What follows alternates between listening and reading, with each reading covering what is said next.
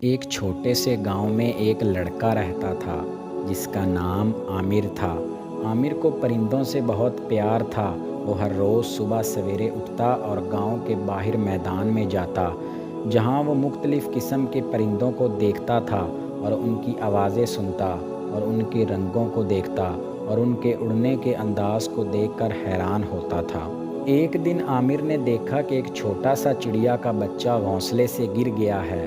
وہ بہت ڈرا ہوا تھا اور اڑنے کے قابل نہیں تھا۔ عامر کو اس پر بہت ترس آیا۔ اس نے چڑیا کے بچے کو اٹھایا اور اسے اپنے گھر لے گیا۔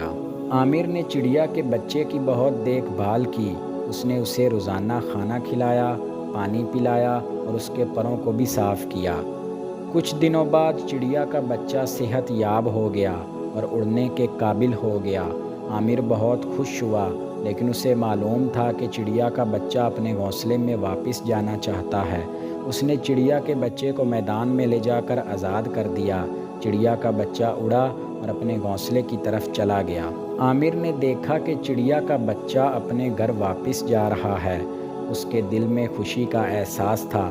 اس نے سمجھ لیا کہ کسی کی مدد کرنا کتنا اچھا ہوتا ہے۔ اس دن سے عامر نے فیصلہ کیا کہ وہ ہمیشہ جانوروں اور پرندوں کی مدد کرے گا۔ دوستو، اس کہانی سے ہمیں یہ سبق ملتا ہے کہ ہمیں ہمیشہ جانوروں اور پرندوں کے ساتھ مہربانی کرنی چاہیے۔